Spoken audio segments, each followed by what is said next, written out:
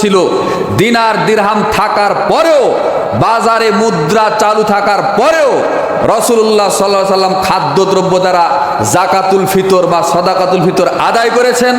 সাহাবীরাও করেছেন, করতে বলেছেন, তার পরিমাণও তিনি দিয়েছেন। সেটা হলো এক সা পরিমাণ, 2.5 থেকে 3 কেজি। সেখানে টাকা আসলো কোত্থেকে? কিভাবে যেন আমাদের এই ভারত, বাংলাদেশ, পাকিস্তানের মাটিতে জাকাতুল ফিতর খাদ্যদ্রব্যের পরিবর্তে টাকার প্রচলন শুরু হয়ে গেছে। আর শুধু বুখারীতে হাদিস রয়েছে খাদ্যদ্রব্য দ্বারা জাকাতুল ফিতর আদায় করার 10টি। সহিহ বুখারীর 1503 নাম্বার থেকে শুরু করে 1512 নাম্বার পর্যন্ত 10টি হাদিস আছে খাদ্য দ্বারা জাকাতুল ফিতর আদায় করতে হবে। শুধু সহিহ বুখারীতে আছে। সহিহ মুসলিমে আছে 2টি। সুনান আন-নাসাইর মধ্যে আছে 17টি। বুখারী, মুসলিম, আবু দাউদ, তিরমিজি, আন-নাসাই, ইবনে মাজাহ, এই 6টা কিতাবকে বলা হয় একত্রিত করে কুতুবে সিত্তা। এই কুতুবে সিত্তাতে হাদিস রয়েছে 42টা সহিহ হাদিস রয়েছে। জাকাতুল ফিতর আপনাকে আদায় করতে হবে খাদ্যদ্রব্য দ্বারা।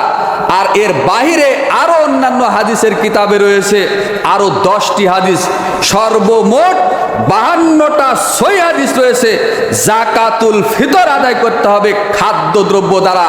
যে কোনো মুহূর্তে জাতি যদি চাই, আমি মুহাম্মদ সোহেল বিন মকবুল জাতির সামনে এই 52টা সহিহ হাদিস কিতাব খুলে দেখাতে প্রস্তুত রয়েছি ইনশাআল্লাহ। কোনো সন্দেহ নেই। টাকার কোনো প্রশ্নই আসে না। কিয়াস করে টাকার ফতোয়া বের করেছে। আরে জামানা উল্টে গেছে, মানুষের আমল আকিদা উল্টে গেছে। জাকাত দিতে হবে টাকা দ্বারা।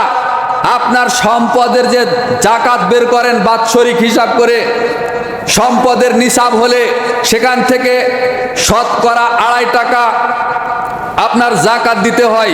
7.5 ভরি স্বর্ণ অথবা 52.5 ভরি বা তুলা যদি রূপা থাকে, বাজার মূল্য হিসাব করে সেখানে যত টাকা হবে সেই টাকার জাকাত বের করতে হয় শতকরা 2.5 টাকা।